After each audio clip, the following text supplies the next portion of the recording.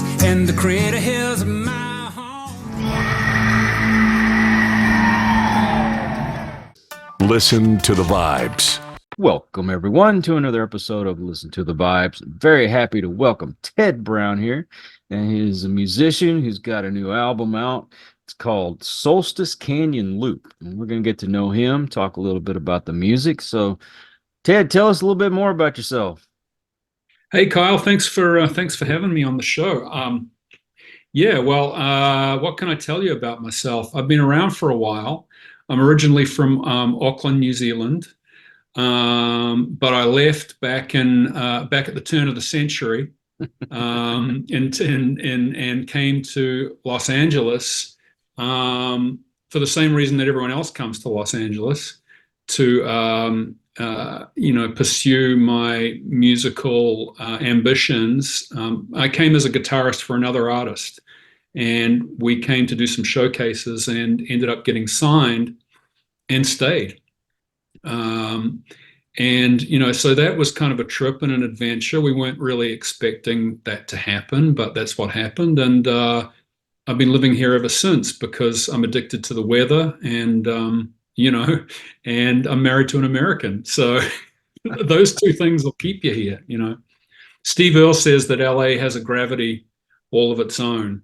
And I think that that's true. It's hard to break free of it because there's just these these factors that keep us here. So have you always had a love for country music? Yeah, for a long time. I grew up and this is, I don't know. I grew up in New Zealand, like I said, and I remember eating breakfast in my kitchen, and my mom would have this station on called 1ZB, and they played a lot of stuff that was kind of in the charts at the moment, a lot of kind of MOR stuff. What I remember a lot of was back in the day when country music was part of the mainstream. It was in the charts alongside the pop music, alongside the rock and roll. It was just there, and this is before we had the country music industry. Then we had, like the adult contemporary and easy listening and, smooth jazz and all these categories. Things seem to exist side by side a little more easily. And I remember, listening to the radio, and you're just as likely to hear George Jones alongside, Boston or Chicago or something like that. I remember when the John Denver album was huge. Like, the man was a phenomenon. Then he went on to have his own TV show, right? Yep. And he was like somewhere in between. He was like country, but he was also like this easy listening, and he was kind of the all-American boy. Charlie Rich, all these guys who kind of filled that gap. Dolly and Glenn Campbell. And, they were all part of the mainstream. It wasn't like if you only knew about country music, that then you would know these people. It was like everybody knew who they were. And now, I'm not really, I'm not an avid follower of what's going on in Nashville. So I can tell you some artists, I can tell you a few, but I can't tell you who the latest obsession is in Nashville, because it's its own world, Oh, yeah. Well, I'm not real crazy about this new sound in country anyway. It's more pop, and some of it even has a little rap in it. I'm like, that's just not something I would combine. Yeah, I know. I'm not, hey, if that's your thing, that's fine. Yeah. But I've even been part of in fact, a lot of the guys who played on this record are guys who were part of a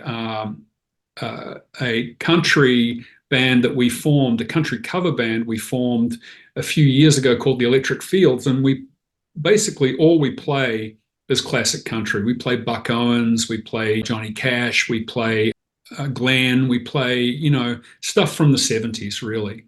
I wish I had the playlist in front of me. We haven't done a gig for a long time, but I wish I had the playlist in front of me. And because there's so much great stuff, I grew up around my grandparents, and my grandpa, he loved music, especially the country and bluegrass. And so I got a real love for Buck Owens and Tennessee Ernie Ford, Oh, yeah. Hank Williams, and then of course my generation was more of Hank Williams Jr., that kind of music. And it's definitely evolved over the years. And as I mentioned before, I'm not too keen on the new stuff. If you like it, great. Yeah. Do your own thing. I just don't particularly care for it, but I love the old stuff. That was country music to me, and I was really pleasantly surprised to see the people that's on your album. So, Yeah. so Yeah. who all do you have on your album? So we got Dusty Wakeman, who is a little bit of a legend in country circles. He produced a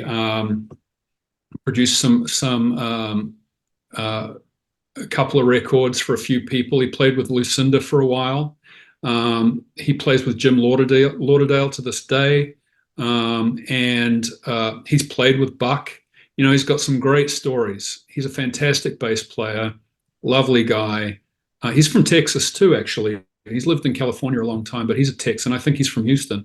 Oh, And if he's not from Houston, I apologize, Dusty, but but he's got some great anecdotes, and a great asset to have. Like he just kind of just slips in there and has amazing suggestions, and very gently kind of guides things. And just a real pleasure and an honor and a privilege to have him. And then Mark Hart played the keys, who is the keyboard player in Crowded House for many years. Of course, there's the Kiwi connection, because Crowded House were a New Zealand, Australian band, and Mark was the American in Crowded House. So he's fantastic, a great player and just a masterful piano player and organ player and keyboard player. And then Tim Walker, who is played the pedal steel on the record, he has played with Jimmy Webb. I think he did a tour with Glenn Campbell. He played with the White Buffalo for a while, and he's an English guy. oh, wow. So he's from the UK, played with a band called Minibar. That's where I first met him, who are a UK band who came out here, signed to Universal. I think Universal wanted them to be Oasis, and they weren't Oasis. So they got, but they had their first album is worth finding if you can find it. It's a really good record. Then Joel, who played the guitar, fantastic musician, and Deadhead, who interestingly now does this never-ending solo Grateful Dead tour of the United States. And you can find him. He does these Dead jams by himself. Like he's incredible. The kind of guy who you got to capture him, because you never know if he's going to play the same solo twice. So you got to be ready. But very privileged to have these guys, and they came out to do this album during the pandemic in 2020, when people were, a lot of people, you couldn't get them out, and so I just sent them an email and I said, look, if you guys feel comfortable, we're going to record at Jim Scott's PLYRZ Studio in Santa Clarita. It's a huge space. The place is a clubhouse. It's like he's got old 8-track machines, and he's got, he's probably got 60 amps in there of different kinds, and he's got, maybe, I don't know, 8 B3 organs, and just the place is just like it's a playground. And I said to the boys, come and do this. We're going to be able to be, like it was in the days of, it seems like so long ago, but in the days of like 6 feet apart, we're going to be able to be 6 feet apart. We can. And so the core showed up to do the tracking, and we did it. And then I had the basic tracks, including the vocals, because I like to sing live. So all the vocals are live. And then we sat on them for quite a while. And I started sending them out to get other people to play on them. So Mark didn't play on those sessions, but he did all his keyboard parts at home. All the background vocals were done by a friend of mine called Ben King in New Zealand. and he did them in his studio. So this is the world of recording now, as you send stems around the world, and they come back done, and all you got to do is like slot them in there and then mix them. And so it was kind of a cool experience. It just took a long time, and I finally got it out this year. And your engineer is from New Zealand? He's from New Zealand, yeah. Neil Baldock. Now he's engineered some Crowded House records, and was the head engineer at Neil Finn's studio in New Zealand, at a place called Roundhead, where I recorded my last album. And just a fantastic engineer. And he was head engineer out at Jim Scott's. So I found out that he was going back to New Zealand. We had a little bit of catch up, and he said, "Look, I'm going home." And I said, "Well, you want to make a record before you go home?" And he said, "Sure, we can do that." And then all of a sudden he was like texting me saying, "Well, we got a window this weekend. If you come out this weekend and do it, we can make it happen." So that's what we did. I just pulled it together, and we went out there and did it, and it was a bunch of fun. We tracked the whole record in 2 days. Wow. So old school. That's how we used to do it. Right.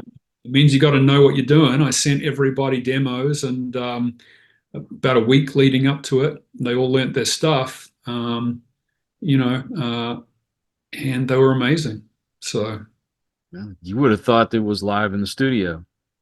Yeah. So that's what it was, like it's and that's really how I like to record. I like that kind of organic stuff. I like the idea of a bunch of people in the studio playing together, as much as possible. There was a time when we just were so obsessed with, track and bass. Like I remember going into sessions and we'd spend a couple days getting a drum sound. It's like, it's maddening. You shouldn't have to do that. Like if you've got somebody who knows what they're doing, but and there's those who'll disagree with me, but we used to spend so much time just tracking, couple things at a time, and then doing vocals separately. And I've discovered that I sing better when I'm playing guitar. So therefore, I kind of got to do them live. And not that I don't sing well when I'm not playing guitar, but it's different. I kind of start to tweak out on how good it is and the tiniest mistakes. And Rolling Stones records aren't great because they're perfect. Sure. And the Beatles weren't great because they were perfect. Sometimes things were out of tune, and sometimes that, or the band is another great example. Those harmonies in the band are so great, but are they perfect? No, they're a little scratchy sometimes, So that's how we did it. I mean, as you can probably guess, I'm a little obsessed with kind of 70s music. Before we started this, you and I were talking about vinyl, and even my album cover, I think, is kind of like it's a nod back to the 70s, and there's a little bit of ufology in there, and a few other things, that I'm kind of like, I'm interested in. So, yeah, I mean, that's what I like. Those are the records that I like. All, as far as I'm concerned, 1970, 71, and 72 are probably the greatest years for music ever, And if you look that stuff up and you look up what albums came out in those years, it's just mind-blowing. It's like, how did so many people make so much great stuff just coming out of the 60s like that, So I like it. I like things that sound like that. I don't know if I want my next album to sound like that, and I don't know if this album sounds like that. But that was kind of in the spirit, of what I was trying to do. I was really impressed when I listened to it, and I said, "There's no way this guy's from New Zealand. You sound like a country boy here in Texas or something. The way you sing, I would have sworn that you were from here." Well, thanks, man. I appreciate that. I mean, I I've been criticized for that at home, you know. Oh no, man. Um, but my point is this. Uh, I'm going to make a point. Mick Jagger sounds like or tries real hard to sound like he's from, the South, right? I mean, Right. that's his thing. They were a blues band, and that's what he wanted to sound like. Um, you know, Paul McCartney, you might every now and then get a little hint of Liverpool, but pretty much, if you really analyze what he's doing, he's singing like his heroes, you know. And I grew up listening to that music, and that's what I wanted to sound like. That's what I emulated, and I don't even know if it was conscious. I am a little bit of a parrot, so if somebody, and I've sung a lot of vocals for advertising over the years. And so when you do that, they'll say, like, we want you to sound like, Tom Jones, or we want you to sound like, Glenn Campbell, or we want, and so you just do it because, time is money and you want to get paid. And I'm also, like, I do a lot of background vocal arranging, and I've done a lot of it over the years. And that's very much involves listening to the lead singer and getting tight with him, figuring out how he sings, what his phrasing is like, and being able to just slot yourself right in there. So, but yeah, I mean that's how the only other example I can think of somebody, of an outsider who managed to become successful like that in Nashville is, of course, Keith Urban. And Yeah. and he's Australian, and like Mhm. I mean, does he sound Australian? Not on his records, he doesn't, you know.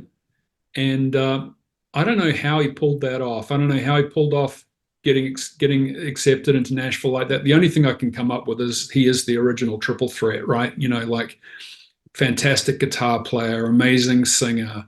Whether you like his music or not, you got to hand it to the guy. He is like, he exemplifies the genre.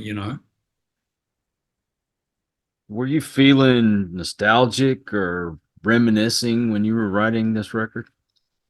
Yeah, I think so. I mean, like, um, that lockdown period, was different for different people.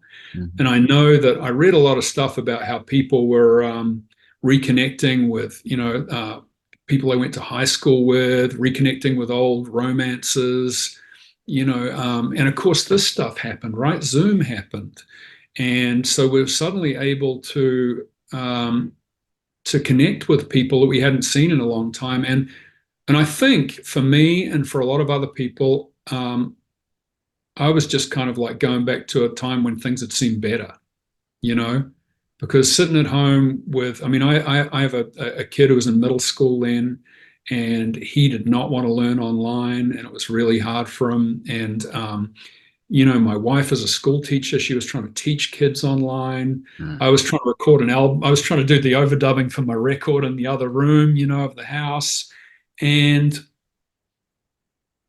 a lot of stuff came up, like a lot of stuff, like there was a lot of stuff going on in my head about, my past and that kind of thing. And, I had a pretty rough, like a few years as a young man, like I went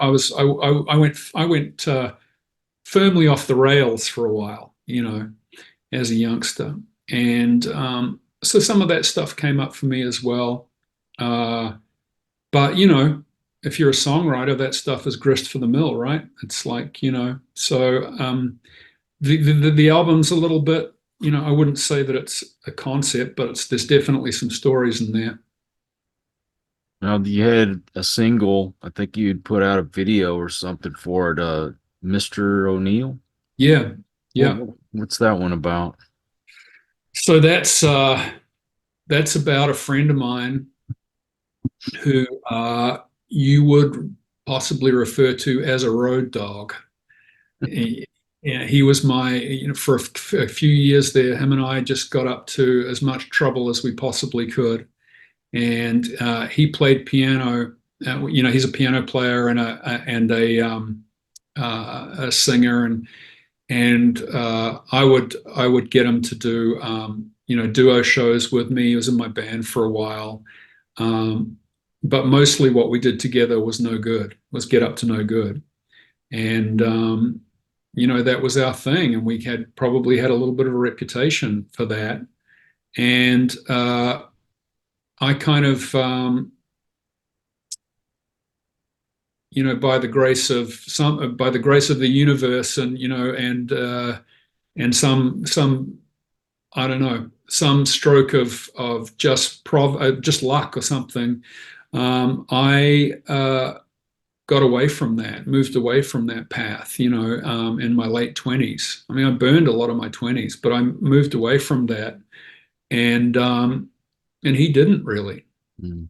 and he ended up with liver disease, and died kind of young, and so it might be that description, and then listening to the song, you might think, well, that's a little bit harsh to write a song about that guy. But you know what? I think he'd be okay with it. In fact, I think he'd be good with it. And I try to kind of point out in the song that there was we were both doing that stuff. It's just that we went off in different directions eventually. And the video is kind of like a little bit of a nod to that too. It's got a couple characters in it whose paths are diverging.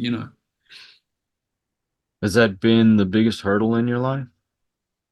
It has. I was I was a drug addict in my 20s. For some formative parts in my 20s, and a lot of people will tell you feel like you've got an edge for a minute, but then then that goes away, and all it becomes is drudgery and hassle and drama and risk and danger. And I spent quite a few years in that world. My music career was going pretty good. I was with a label that was distributed by a big label. I had a lot of opportunities. I had meetings going on. And, for want of a better description, I fucked it off, and then it took me until my early 30s to come back. I didn't stage my comeback until, and I'm talking about my life comeback, not my musical comeback, Right. Until my early 30s, and to be totally candid, some rehab and, the whole thing. And then,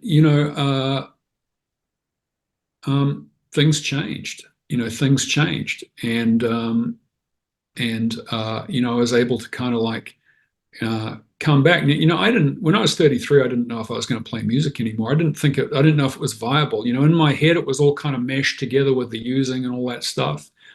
And it took me a while to untangle all that stuff. Like, how do I separate, the stuff? How am I going to go to a schmooze after a show? What am I going to do about being on a bus or on an airplane with people who are like drinking and using, and so a big part of that was Greg, who I talked about before, Greg Johnson, who I play guitar with, and played on a bunch of his records and arranged his background vocals and co-written with, and he's quite a big artist in New Zealand, Mm. And I went to one of his shows when I was pretty newly clean, probably just 6 months or something. I went to one of his shows and I saw his band, and I said, a great band, like really good. And I thought about it. And then the next day I just went round to his house and knocked on the door, and I went in and we had a cup of tea, and I said, you know what, your band is great, but you know what would make it better? And he said, what? And I said, if I was playing guitar and singing background vocals. in a rare moment of confidence for a New Zealander, because we're not known for self-promotion. But he said, yeah, okay, let's try it out. So I joined the band playing acoustic guitar and singing background vocals. And I think the first or second gig was like this outdoor festival where there are like 15,000 people, and 20,000 maybe, a lot of people anyway. I remember staring out there and thinking, shit, there's a lot of people out there. And I just hung in the back and did my thing, played guitar, sang the background vocals. And that's when I kind of felt like I was back, that's just something in my memory where I feel like that's when I came back. Now, I mean, it's probably not as simple as that, but we tend to look at our life and the things that we remember, right? And Right. and that's what I remember, and I'll be forever grateful for him for that. And then I remember that summer he said to me, "You want to come to the States with me?" And I said, "Yeah, that would be good." I mean, I didn't feel like I had any tethers. I felt like I was just leaving it all behind. I could do what I want. I had a new start. I felt freedom. I felt freedom, and that was a good feeling. And so here I came, and the rest is, well, there's a lot in between. There was immigration exile in Canada, and there was a whole bunch of things, um, that happened. But this is kind of, interestingly enough, LA is the longest place I've ever lived as an adult, and also represents my, sobriety, to me. I often think it's funny, that I live in a state where, not only is marijuana legal, but it's like people in my neighborhood are getting it delivered to their house, It's just like, and I think, I chuckle. I think, that's kind of ironic, that we have the phenomenon of stone driving here now, which is kind of like a whole thing as well. Oh my gosh. So, but yeah, I mean, I'm grateful for that, and it's good to be, like I've had this opportunity to do a bunch of different things, and things that I never really thought that I would do. I thought, I thought that I was going to be, to go back to that original question, I thought I was going to be on that path of my buddy, and thank God. And then you met your wife there? I met my wife here, yeah, and we had, because I had to go back home for a while to kind of, when the record company said, yeah, like we're going to sign you, or we're going to sign Greg, and you guys should go home and sort out, your stuff, and then come back up, and we'll start recording. So I'd met her, and we just had we had this long distance relationship. I think that we even might have sent each other mixtapes. I think that's how long, I think it was like, but we wrote letters and stuff like that, because I was back down there for maybe 4 months or something. And then I came back up, and, it was pretty old fashioned like that, not what I was used to, just, shacking up, And so yeah, so we met, and she's been down to New Zealand a few times, and excuse me, and we had our honeymoon down there, and she's seen the place and met the family, and she had to do when we first met, she had to do her research about New Zealand because she didn't know much about it, so and I've gotten to go home every couple times every year for the last mostly for the last 20 plus years, which is a blessing too. So I've got to see New Zealand as a tourist. Seeing your own country as a tourist gives you a completely different perspective, because you tend to live in a city, and you just kind of go through the motions and do the stuff in that city. But you go home and you're on tour, and and suddenly you're a tourist. It's pretty cool, So I guess you appreciate it a little bit more now. I do. And, one of the most common questions I get from people now is, don't you want to go back there, with, all the division in here and all that stuff that's going on? Don't you want to go back there? And, part of me does. sometimes, but also, I love this country, and I became a citizen in 2018, and I remember I went to we were on tour once. I think we were in Philadelphia, and we went to the Constitution Museum. And I hadn't thought much about it, and I remember going to that museum and reading all the stuff and reading the Constitution. And I thought, what a trip. This is like an amazing experiment that is going on here, and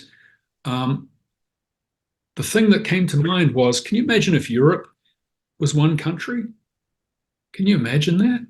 Like, they could never do that, could never make it happen. And yet it's happened here, And I'm a firm believer that there's always more things that we have in common than will, separate us. And I've traveled around in the South, and I've traveled around in the West, and I've traveled all around this country, like playing and stuff.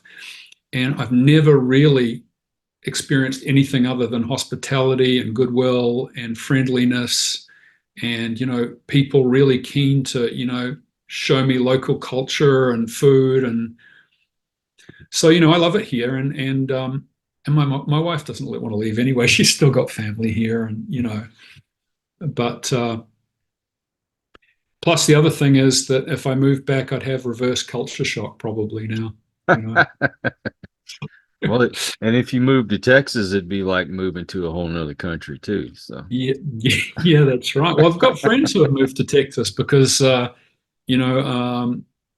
there's opportunities, to do business in Texas in ways that are more difficult out here. Yeah. Well, where can people purchase your album? So they can go, if they want to buy it, and some people still will want to do that, they can go to Bandcamp, to Ted Brown Songs, and buy it there. I'm getting some actual physical copies together, so they're arriving this week.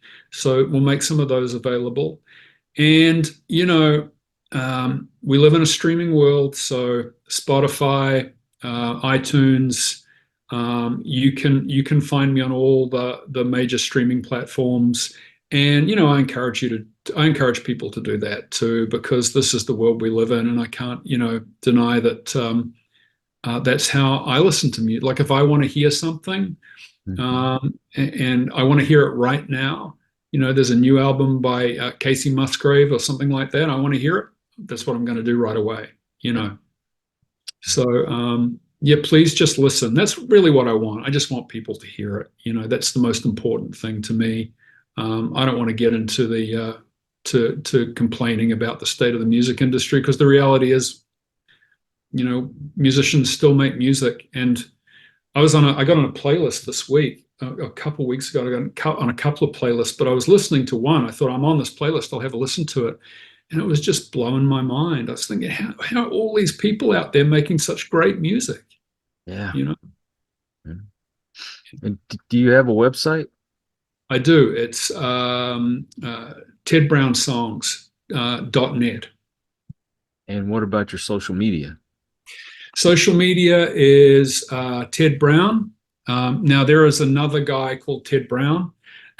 I think everybody has this problem, right? They try and get an identity online or on social media, and then there's some other dude who's like, a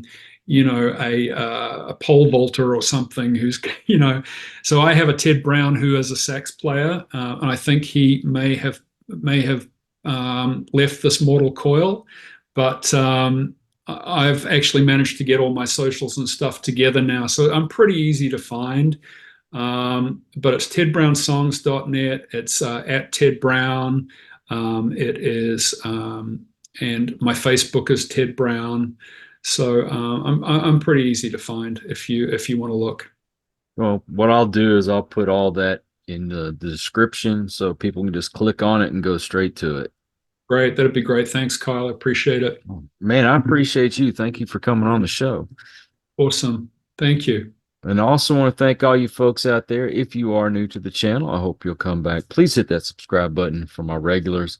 You guys are awesome because you make it possible for me to do this. Until the next one, everyone, please take care Be kind to one another. God bless and peace.